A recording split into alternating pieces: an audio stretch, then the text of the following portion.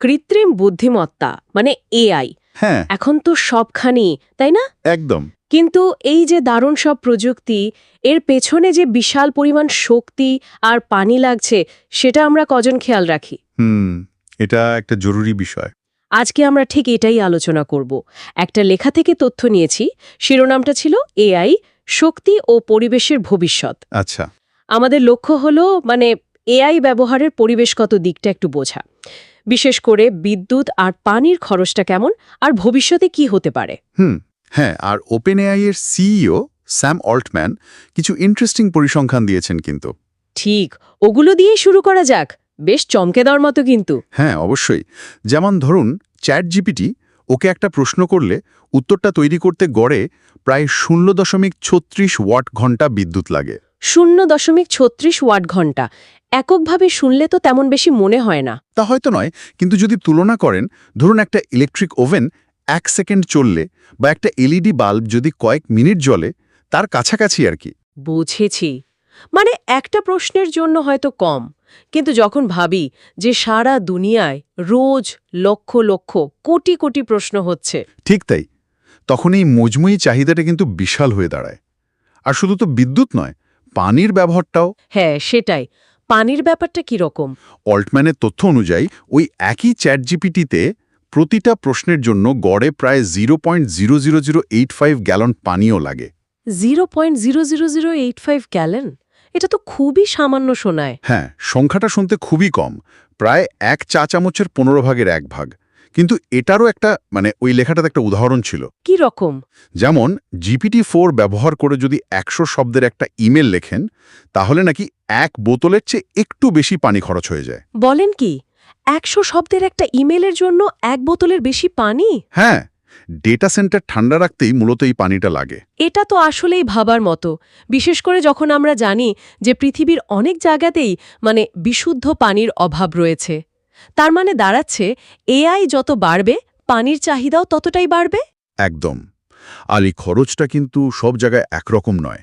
Data সেন্টারটা কোথায় আছে, সেখানকার আবহাওয়া কেমন, কি প্রযুক্তি ব্যবহার হচ্ছে কুলিংয়ের জন্য, এগুলোর ওপর নির্ভর করে। আচ্ছা। কিন্তু মোদ্দা কথা হলো, একটা পরিবেশগত প্রভাব তো থাকছেই। হ্যাঁ, তা তো বটেই। আচ্ছা, এই তো গেল বর্তমানের হিসেব নিকেশ। ভবিষ্যতের কি তাকালে অল্টম্যান কি বলছেন? তিনি তো বেশ আশাবাদী শোনাচ্ছিলেন, তাই না? হ্যাঁ, অল্টম্যান যথেষ্ট আশাবাদী। উনি মনে করেন 2030 সালের দিকে শক্তি হয়তো অনেক সহজলভ্য হয়ে যাবে। কিসের মাধ্যমে? ফিউশন পাওয়ার বা এরকম কিছু? হ্যাঁ, হতে পারে ফিউশন পাওয়ার বা অন্য কোনো যুগান্তকারী প্রযুক্তি। উনি এটাও আশা করেন যে ডেটা সেন্টারগুলো যদি পুরোপুরি অটোমেটিক হয়ে যায়, তাহলে এআই চালানোর খরচটা অনেক কমে গিয়ে প্রায় শুধু বিদ্যুতের খরচের সমান হয়ে যেতে পারে। ইন্টারেস্টিং। আর খরচের ব্যাপারে তো উনি আরও একটা বড় কথা বলেছেন, যে প্রতি বছর এআই ব্যবহারের খরচ নাকি 10 গুণ করে কমবে। হ্যাঁ, এটাও একটা বড় পূর্বাভাস। এটা সত্যি হলে তো এআই আরও অনেক বেশি মানুষের কাছে পৌঁছে যাবে। কিন্তু এর মানে কি, এই যে মোট শক্তির ব্যবহার কমে যাবে, নাকি সস্তা হলে ব্যবহার আরও বেড়ে যাবে? এটাই আসল প্রশ্ন। সাধারণত দেখা যায় ইউনিট প্রতি খরচ কমলে ব্যবহার বাড়ে। আর এই যে সম্ভাব্য বিপুল চাহিদা, সেটা মেটানোর জন্যই তো বড় বড় টেক কোম্পানিগুলো এখন থেকে বিকল্প শক্তির কথা ভাবছে। এখানেই কি পারমাণবিক শক্তির ব্যাপারটা আসছে? ঠিক ধরেছেন।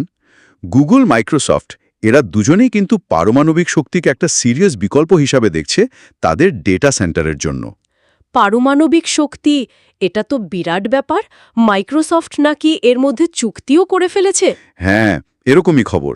2024 সেপ্টেম্বরে মাইক্রোসফট নাকি কনস্টেলেশন এনার্জির সাথে একটা চুক্তি করেছে। 20 বছরের চুক্তি। কিসের চুক্তি? একটা পরিত্যক্ত পারমাণবিক চুল্লি আবার চালু করে সেখান থেকে যে শক্তি উৎপন্ন হবে, সেটা শুধু মাইক্রোসফটের ডেটা সেন্টারের জন্যই ব্যবহার করা হবে।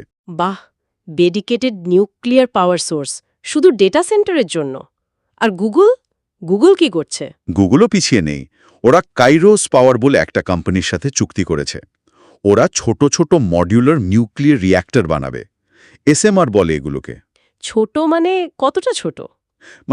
প্রচলিত বড়গুলোর চেয়ে ছোট আর কি। তৈরি করতেও কম সময় লাগে আর নাকি বেশ নিরাপদও।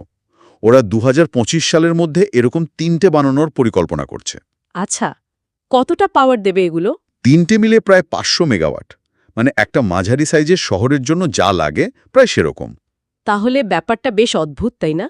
একদিকে শুনছি এআই ব্যবহারের খরচ প্রতি বছর 10 গুণ করে কমে যাবে, মানে অনেক সস্তা হবে। হ্যাঁ, আর অন্যদিকে গুগল, মাইক্রোসফটের মতো কোম্পানিগুলো এর জন্য ডেডিকেটেড পারমাণবিক শক্তির মতো বিশাল বিশাল প্রকল্পে টাকা ঢালছে। এই দুটো বিষয়কে একসাথে কিভাবে মেলাবো? এখানেই তো মজাটা। আপাত দৃষ্টিতে উল্টো মনে হলেও এটা আসলে ভবিষ্যতের একটা বিরাট ইঙ্গিত দিচ্ছে। কি রকম ইঙ্গিত? ইঙ্গিতটা হলো প্রযুক্তি সংস্থাগুলো আশা করছে এআই এর ব্যবহার এতটাই বাড়বে যে ইউনিট খরচ কমলেও মোট শক্তির চাহিদা হবে আকাশছোঁয়া। ও আচ্ছা। আর সেই বিপুল চাহিদা মেটাতে হলে নির্ভরযোগ্য, কার্বন ছাড়ে না এমন বিপুল শক্তির উৎস লাগবে। আর সেখানেই পারমাণবিক শক্তি একটা প্রধান বিকল্প হিসেবে উঠে আসছে। সত্যিই বিষয়টা খুব গভীর।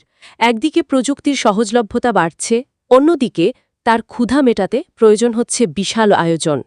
ভবিষ্যতের এআই চালিত পৃথিবীর শক্তির চাহিদা আর তার পরিবেশগত, অর্থনৈতিক দিকগুলো নিয়ে আমাদের মনে হয় অনেক ভাবার আছে। একদম। এটা শুধু প্রযুক্তির খরচ কমার গল্প নয়, বরং শক্তির একটা নতুন সমীকরণ তৈরি হওয়ারও গল্প।